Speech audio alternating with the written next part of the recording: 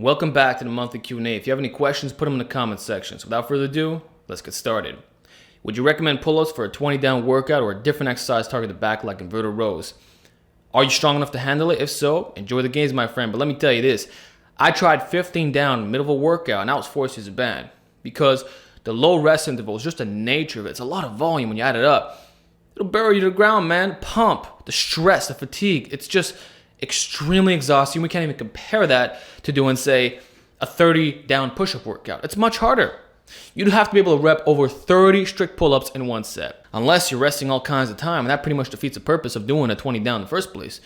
The whole idea is you have a training partner, he does his set, you do yours, and you go back and forth like that. So if you're not able to match that pace, I recommend starting slower with, say, 15 down, 12 down, work your way up. And build your base strength with things like 10 by 10. Like you'll find that regular pull-ups are hard enough compared to just standard push-ups. Like a 4 by 25 is not the same as a 30 down push-up workout, or even 35 to 40 down. So going back to the original question, are inverted rows a great substitute? Yes, because of the relative intensity. That's what I'm talking about. It's appropriate. You can get the right reps in. You're not gonna have all kinds of loose form. This is what you want to do 100%. Like I would actually do this for a workout. Would you recommend kettlebell training? What advice would you have for a novice going over to it from your novice program for the first time in terms of exercise selection? Well, I think that barbells, dumbbells, just standard weight training or just standard strength training is the way to go. And kettlebells should supplement it, but not replace it. So I bought a 40-pound kettlebell, as you can see, and I use this thing primarily for GPP, which includes things like kettlebell swings, one-arm farmer walks, lunges, all kinds of exercise like that. And you can even do jumps with this thing, but 40 pounds might be a bit too heavy starting off. So that's always been the usage for me. I'm not gonna get super heavy kettlebells and start doing overhead presses with it, or just treat it like a dumbbell replacement, even though that does work. I'm not really a kettlebell expert. Like you're probably never gonna see a kettlebell program from me unless I really dive into it, but I would instead refer you to Pavel, the guy who really popularized this, and you can check out his interview on the Joe Rogan Experience. So I'm not gonna comment much more on that. You can do it before your workout, after your workout, on off days. I say swings 2 to 4 times a week will serve you well. Build up the glutes, hamstrings, lower back, get you more fit at the same time. Alex, in the 3-week wave cycle, should I also change my variations for the exercises? Example, 3 by 10 touch and go for the next week, 4 by 10 incline touch and go, or can I just stick to the same exercise and just reach 5 by 10? Then I switch to variation. What about for accessories? Should I also do the same? Great question. No, you don't swap anything. If it's a 3-week wave, you stick through it until the end. So for your first example, 3 by 10 touch and go. After that, it's 4 by 10 touch and go, then 5 by 10 touch and go. You don't swap anything until the wave is complete. And the same thing goes for dynamic effort. If you're doing 50, 55, 60 with double mini bands, you don't modify the band tension halfway through or automatically switch the chains. You can play around with the grip width a little bit, going from close to wide to medium within those sets. But that's about it. You don't do pause, touch and go. You don't go to incline, don't go to decline, none of that. If it's a 3-week wave, that's all there is to it. Only thing that has to be consistently rotated are the max effort variations. Every single week I recommend for that. And in regards to accessories, it can be a little bit longer than 3 weeks. 4 to 6 actually works quite well depending what movement you're doing. So feel free to extend that very slightly. Alex, always look forward to your videos, man. Well, thank you. Question, if my goal is to get stronger on a lift, should I train intensity one day, volume the next if I train a muscle group? Or is it better just do intensity and volume on the same workout? I know you touched on it in the video, just interested on your thoughts on what is more ideal. Thanks, man. Keep up the great content. Okay. What's ideal is dividing the stimulus. So you have one day dedicated to heavy lifting, another day is more volume oriented. The way I do it is through hybridized approaches. So on my intensity day, I'll max out. And after that, instead of doing a lot of 3 by 3s and 5 by 5s, which was my classic way of doing things, and it still works, I'm still gonna recommend it always. But instead of doing that, I stick to the 6 to 10 rep range because I don't fear that it does interfere with the adaptations. And also that concern, I don't know how valid it is, you know? Like the science says that this is indeed what you should be doing.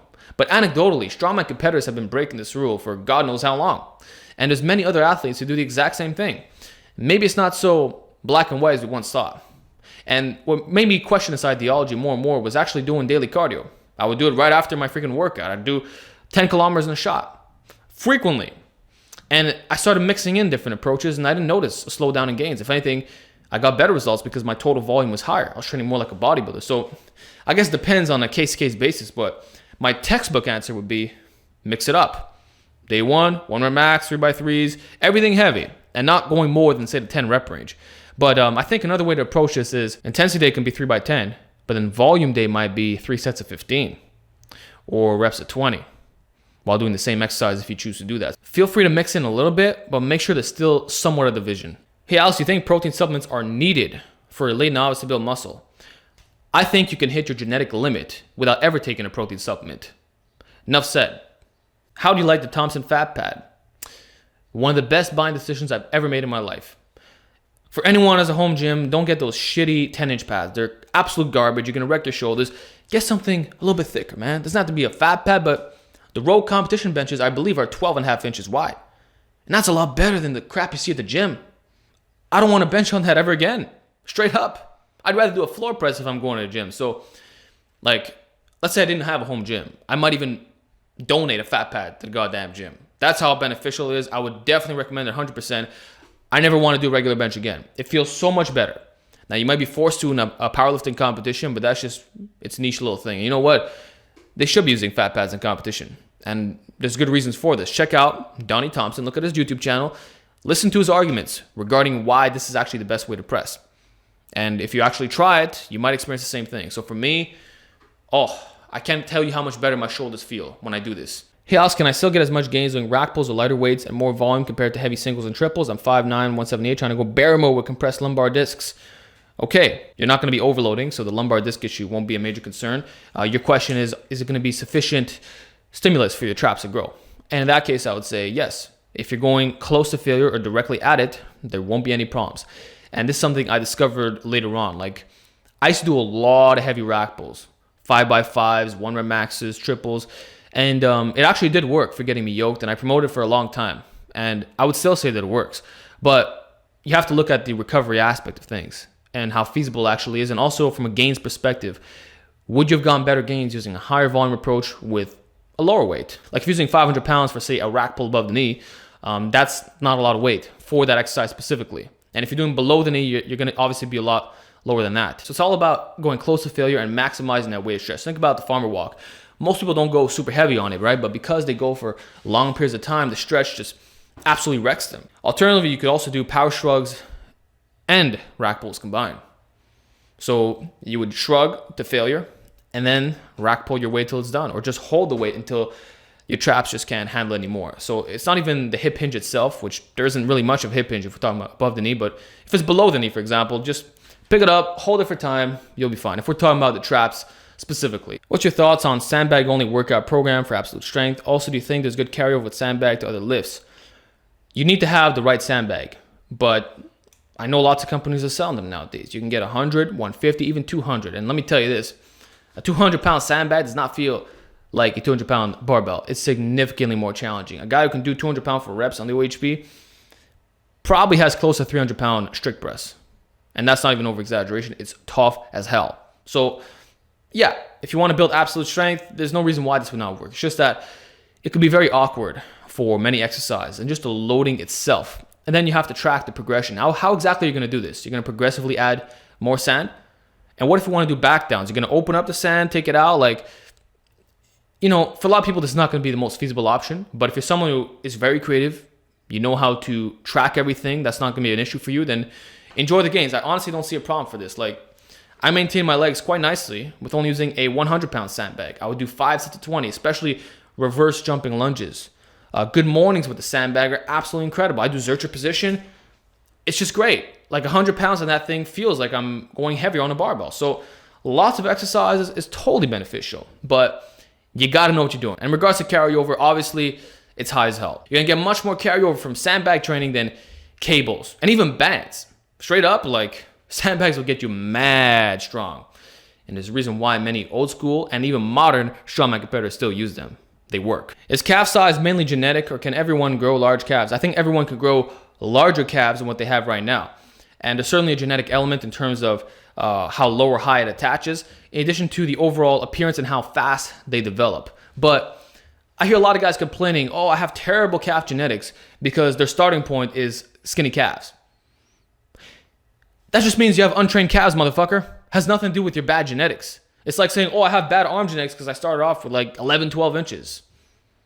Well, now they're 16. So what does it matter that you had an original starting point that was small? It's like that for pretty much every muscle group. You got to work your way up. Quit complaining.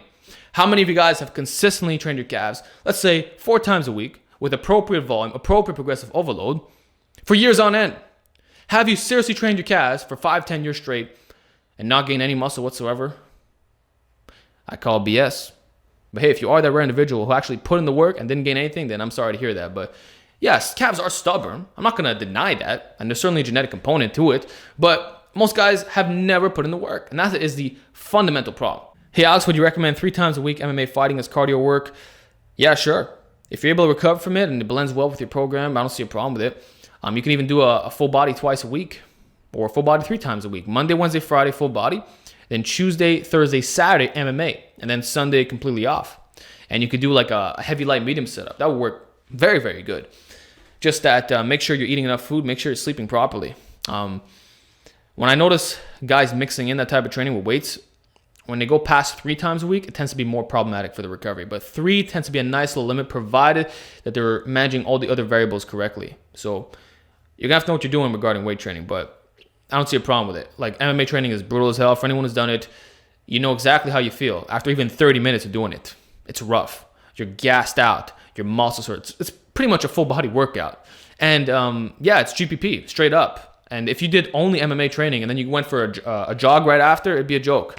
So the carryover is very high to other cardiovascular activities, and it's actually going to make you a better lifter as well, I would argue, because of the increased work capacity, and some muscle groups will have more of a pain tolerance, quote unquote. So to me, it's beneficial. But nowadays, I don't do more than about twice a week if we're talking about the boxing training. But 3 is doable. Just make sure that your program is definitely on point. Alex, you think handstand push-up alone is enough for optimal side delt development? I think you can develop massive shoulders with handstand push-ups. I think the same could be said for overhead press and even dumbbell pressing and all that stuff. Is it optimal to exclude isolation work? No, it's not. And that's pretty much all I can say regarding that. There's a difference between effective and optimal. What is the best possible protocol that you can employ? Doing a side raise of some type, doing a face pull, doing something additional besides the vertical press. This goes for calisthenics, this goes for weight training, this goes for pretty much most muscle groups. You want to get the biggest biceps possible, you want to curl, not just rely on chin-ups. That's optimal. You can still get jacked biceps, but will they be the best? Will you reach your limit, quote unquote? Hell no. So I would extend that to the side delts. Are you going to have the most round, capped, 3D shoulders without ever doing anything else besides handstand push-ups? No. Hey Alex, I'm beginning powerlifting and I'm not comfortable doing conventional, so I'm doing sumo. Do you think I should force myself to learn conventional? Why are you uncomfortable doing conventional? Is it due to muscular weaknesses? Is it a form issue? What exactly is the problem? And where's your current strength level? I would say if you're more built to do sumo and it feels significantly better on your build, less recovery issues, and the carryover is still there to conventional, I would just keep rolling with that. Like for me personally, the conventional deadlift feels absolutely terrible. I feel like I can get snapped up at any moment. Even though I'm strong, I train my lower back and abs, and I've dealt with deep positions, deficit deadlifts and stuff like that. I have short arms, man. I'm not built to do a conventional deadlift, contrary to what some other people might say. The anthropometry issue is very real. And I find that reducing the range of motion very slightly through a rack pull or a block pull makes all the difference. Feels so much better. But if I do sumo off the ground, there's never a problem. So I'm all about injury prevention, man. I wouldn't force myself to do an exercise that feels terrible, especially when you're stronger at the sumo and you're more comfortable and more motivated to do it. So I would say treat that as your competition. If you want to do some conventionals as a part of your max effort rotation, go ahead, but it shouldn't be the main pulling style if you don't want to do it. Simple as that. Pull what feels best for your physiology. That's my perspective. So that's all I'm going to say regarding that. You should probably still train both to a certain extent, but there should be much more variations in the sumo position compared to conventional. Or when you're doing rack pulls, that should primarily be conventional. Just saying. And keep in mind, you can still build up all those muscles by doing things like good mornings while using a fraction of the weight. So much better stimulus fatigue ratio. And that's what I personally do. I'll pull heavy on sumo deadlifts. I'll do some rack pulls in the conventional style. Once in a while, I'll do a regular conventional or deficit deadlift or whatever. But that's like once in a blue moon, right? And then I build up those muscles with good mornings and other special exercises. To me, it's the best way to do it. Alex, you still recommend the buffet day when bulking? Isn't the massive surplus going to contribute to excess fat? It will contribute to excess fat. But that's not the point. You're getting insane recovery benefits, which I stand by 100%. You're hitting all your macros. You're maximizing that calorie surplus. You can't tell me that weight gain is going to be a problem after going to buffets. And you just feel like a freaking tank every single time. You're so bloated. Like, yeah, it works. It really, really does work. But it's true. You will gain excess fat. So going back to the original question, what I recommend is for health, probably no. And just for the excess fat perspective, no. But I'd be a liar to say that it doesn't work. And that's all I'm trying to say. So you do what you want. I personally recommend lean bulking these days, and I've made videos talking about that. I know you're not a fan of getting super lean, but what do you think you'd weigh if you got bodybuilding level shredded naturally? I'm guessing somewhere in the mid to low 150s. I would say even below that, man. I would say in the 140s, realistically speaking, if we're talking about shredded, competition ready. So yeah, I don't think the 150s would cut it. Maybe the low 150s, I would start to look pretty shredded, but I wouldn't be like right there, like ready. Most individuals have never been close to being shredded. Like I can guarantee if I was in the 150s low, I would look lean. But it still wouldn't be shredded. Which have you found to give you better back gains? Weighted pull-ups or heavy cheat rows? Have been following you for a long time. I've seen you perform both. I also want to state that I already do both these exercises. I was just curious which I should put more emphasis on. In your case, I'll put more emphasis on the weighted pull-ups. But if you're still doing the cheat rows and you get a great gains, keep doing that. Now, going back to your original question, if I answer this honestly, I would say both got comparable results in terms of the upper back thickness and all that. Although the cheat rows did a slightly better job at getting me more yoked, which makes sense when you look at the movement itself.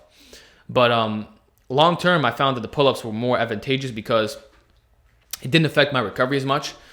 Like your lower back feels a lot better. And you know that there's no real momentum going on. So the progressive overload is much more easy to track. And it's more legit, I would say. Like if you're doing 135 for 3x10 on a weighted pull-up, like you know that your back is hardcore. But if you're progressively getting more cheaty with your rows, then is it because your upper back got thicker, or it's because you're using momentum, or you got a greater strategy going on? So for the sake of efficiency, for the sake of superior recovery, we're talking about things like stimulus to fatigue, and even just building up things like the lats. I feel like pull-ups do a slightly better job. But do cheat rows work? Are they effective? You bet they are. I did them for a long time. They were amazing. But I don't really do them anymore, unless we're talking about like a high volume approach, but I don't do heavy cheat rows. Most of my training nowadays are weighted pull-ups, which includes volume and intensity. And then the rows is just back down stuff. It's additional. I do it with bands. I do it lightweight on a bar, and I'll do reps of 10 to 20 on average. Like I don't go really heavy anymore because I feel like the weighted pull-ups give me all those benefits while not affecting my recovery. And especially if you've done deadlifts in a workout, the last thing you want to do is a cheat row right after. It's like, oh, it's a pain in the ass. And you got to strap up. You got to load up all these plates. It takes a bit of time. So feasibility wise, in terms of gains, like you're not missing anything from the pull-ups, especially if you're doing rows for volume right after, which many would argue is actually better for bodybuilding. But you can use a cheating form for that too, just saying. All right, last question of the week. Alex, what lifetime PR are you most proud of? I would say my 385 bench. There's PRs where you feel more emotional, where it's like, wow, I'm so happy I got this. Like you feel like a little kid. Can't say I felt that during the 385 bench. But if we think about it logically, like that's my greatest achievement for sure.